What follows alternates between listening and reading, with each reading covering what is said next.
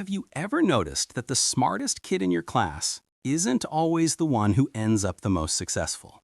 You know, the one who solved math problems before the teacher finished writing them, now stuck perfecting a startup idea for the past 6 years. Meanwhile, that average guy who barely passed algebra, he's already running a coffee chain, married, and somehow owns 3 cats and a Tesla. Funny, right? But it makes you wonder, why does that happen? We've been told our lives that intelligence guarantees success. Get good grades, get a good job, live a good life. But real life doesn't seem to work that way. Because out there, in the chaos of the real world, your IQ isn't your only weapon. Here's the twist. Some of the world's smartest minds, from Nikola Tesla to brilliant MIT graduates, often struggle to turn brilliance into results, while others, who might not be geniuses, find ways to build empires. So why do smart people sometimes fall behind? Is intelligence a blessing or a beautifully wrapped trap? To find out, let's first look at the myth we've all believed for too long. The idea that being smart automatically means being successful. Spoiler alert, it doesn't. Everyone grows up hearing the same message. If you're smart, you'll go far. From the first day of school, our worth is measured by grades, test scores, and how quickly we can solve a problem. We treat intelligence like a magic key, one that supposedly unlocks every door in life. But when those A-plus students finally step into the real world, something strange happens. The key doesn't fit anymore. You see, in school, success is predictable. There's a syllabus, clear instructions, and a teacher who tells you what's right or wrong. But in life, there's no answer sheet. There's chaos, uncertainty, and people who don't follow your logic. Decades of research now show that IQ alone explains only a small part of success, roughly 20%. The rest, it's made of things you won't find in a textbook. Discipline, emotional intelligence, resilience, and timing. Einstein once said, "Imagination is more important than knowledge." And Steve Jobs, who dropped out of college, built one of the most influential companies on Earth, not because he memorized formulas, but because he saw connections others didn't. So if raw intelligence isn't the full picture, what is? Why do some people who are incredibly smart get stuck, while others with average intelligence thrive? To understand that, we need to explore one of the biggest traps smart people fall into: the endless spiral of overthinking. Let's meet Arif, a brilliant app developer. The kind of guy who can solve complex algorithms faster than most people can solve a Rubik's Cube. 3 years ago, he had a killer startup idea. He designed the logo, built the interface, and even wrote half of the code. But there's just one small problem. He still hasn't launched it. Why? Because every time he gets close, his brain whispers, "Wait, it's not perfect yet." He tweaks one feature, then another, then starts over from scratch. He's trapped in an endless loop of improvement, and the world never sees his work. This is what psychologists call analysis paralysis, when you're so busy analyzing every possibility, you never take the first step. Smart people are especially vulnerable to this because they can see more outcomes, more risks, and more what-ifs. Their intelligence becomes their own prison. It's like standing at a buffet with too many choices. The more options you see, the harder it is to pick one, until everything gets cold. Meanwhile, someone less smart has already grabbed a plate and finished eating.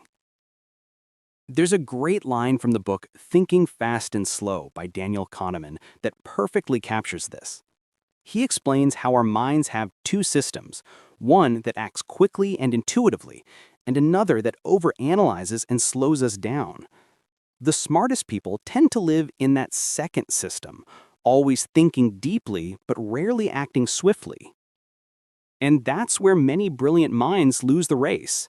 Because in business, life, and even relationships, speed beats perfection. Sometimes success doesn't belong to the person who thinks the most, but to the one who acts, learns, and adjusts along the way. Let's talk about Rena.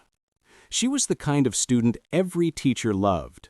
Straight A's, debate champion, and top of her class in economics. After graduation, she decided to start her own business. But soon, she realized something shocking. All those theories she memorized didn't teach her what to do when a supplier didn't show up, or when a customer yelled at her for a late delivery. In school, success is clear. Study hard, get high marks. In life, success is blurry. You deal with emotions, timing, and people's unpredictable behavior. That's where street smarts come in. The kind of wisdom that doesn't come from books, but from mistakes, intuition, and real-world experience. Think about it. Richard Branson, founder of Virgin Group, was a high school dropout. He didn't need calculus to build an airline. He needed courage, charm, and people skills. Meanwhile, countless straight-A students work for companies built by average people who learned by doing. Schools train us to follow rules. Life rewards those who know when to bend them. That's why entrepreneurs, hustlers, and creators often outpace traditional thinkers. They act first, adapt later.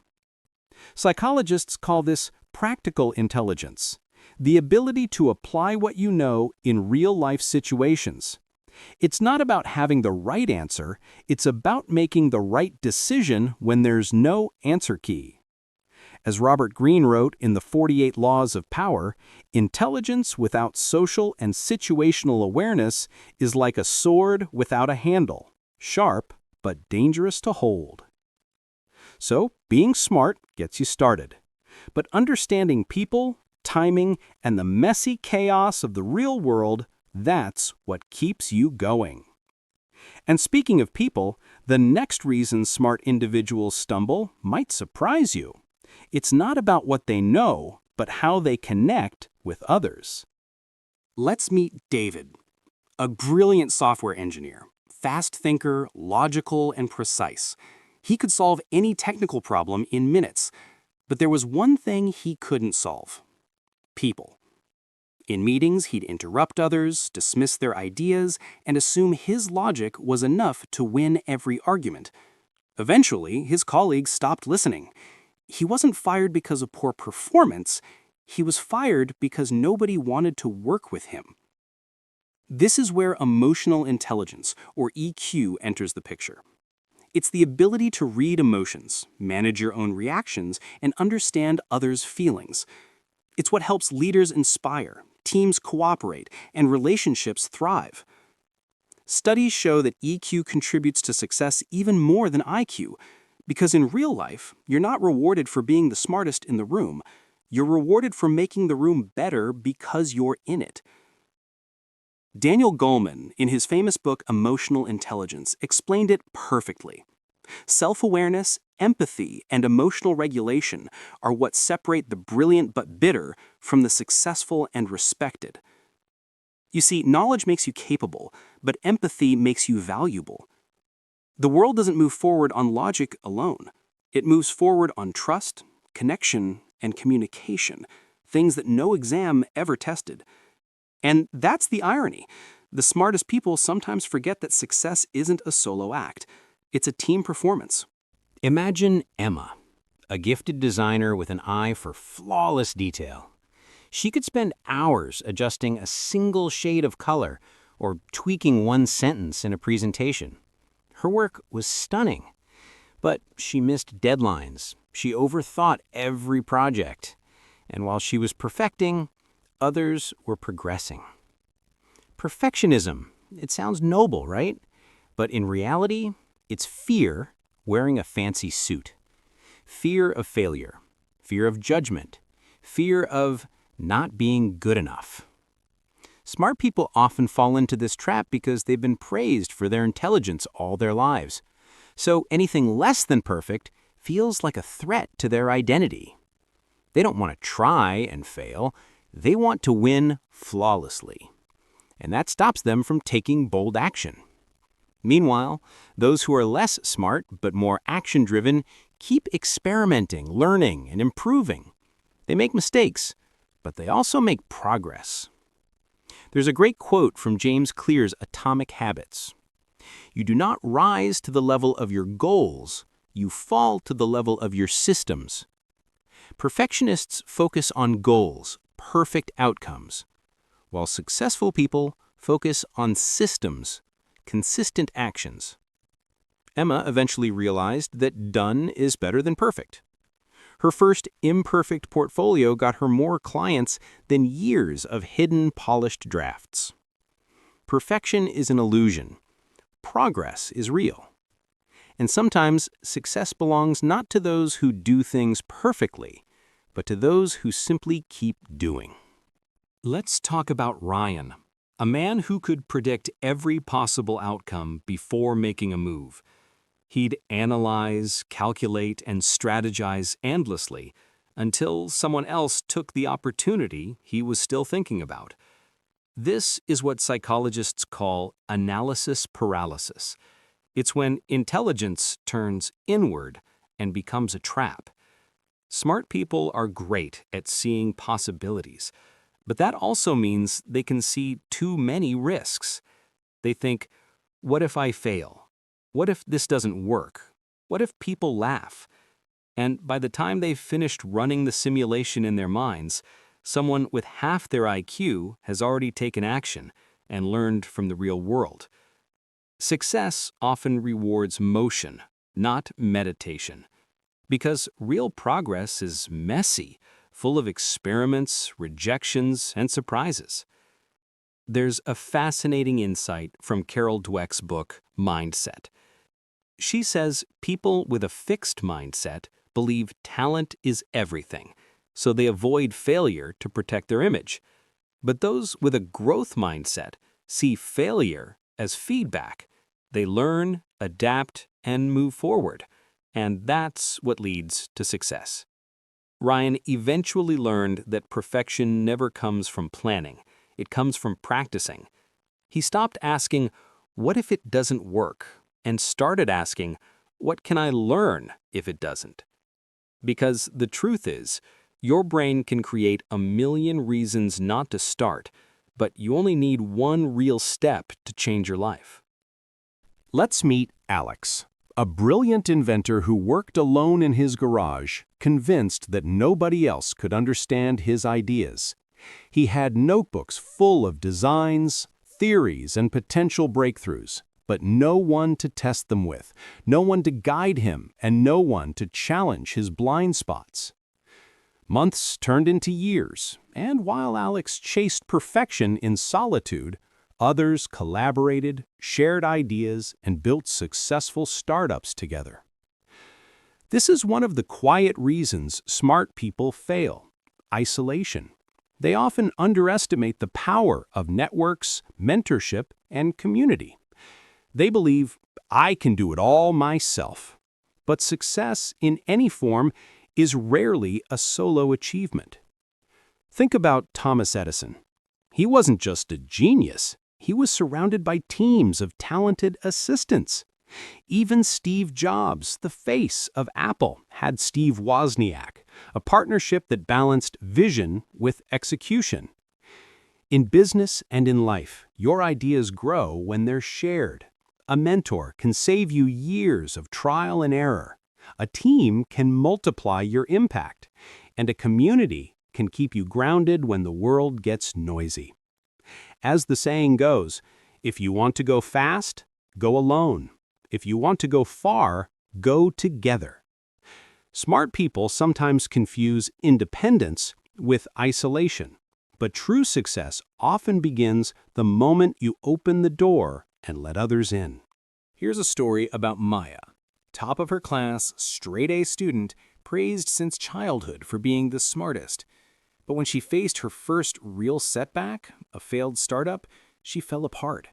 Her identity had been built entirely on being right, so when life proved her wrong, she didn't know how to recover. This is where resilience steps in, the ability to bounce back, adapt, and grow from failure. It's not taught in school, but it's what separates the gifted from the great. Smart people often struggle here because their intelligence has shielded them from discomfort. They've solved problems quickly all their lives, so when something doesn't work, it feels unbearable. Instead of trying again, they retreat, overthink, or switch paths entirely. But success is built on repeated recovery, not single victories. Think of Thomas Edison again. 10,000 failed attempts before inventing the light bulb. Or J.K. Rowling, 12 rejections before Harry Potter found a publisher. These people weren't just smart, they were resilient. There's a great reminder in Angela Duckworth's book, Grit. She says, "Passion and perseverance for long-term goals matter more than talent." That's grit, emotional stamina. It's what makes someone keep going long after intelligence has run out of answers. Maya learned this the hard way. Her second business wasn't perfect, but it succeeded because this time she built it not to prove she was smart, but to learn what works. So, what makes someone truly successful?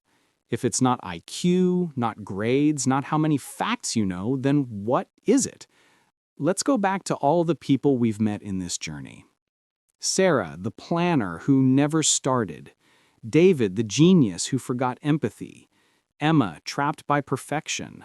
Ryan, the thinker who feared failure. Alex, the loner inventor. And Maya, the brilliant mind who had to rebuild for confidence. All of them had one thing in common: intelligence. But what separated the ones who made it from those who didn't was action, emotion, and adaptability. The world doesn't reward the smartest idea, it rewards the one that's executed. It doesn't reward perfect logic, it rewards connection and leadership. And it doesn't reward flawless thinking, it rewards those who keep going when things fall apart. True success is a blend of curiosity, humility, resilience, and empathy. As Albert Einstein once said, "It's not that I'm so smart, it's just that I stay with problems longer." So maybe success isn't about how smart you are, but how long you're willing to stay in the game. And if you want to understand more about this beautiful mix of mind, will, and emotion, check out the book Think Again by Adam Grant. It's a powerful reminder that rethinking, unlearning, and adapting are the real signs of intelligence in today's world. Because at the end of the day, smart people think, but successful people act, adapt, and grow. Remember, intelligence might open the door, but it's your mindset that walks you through it.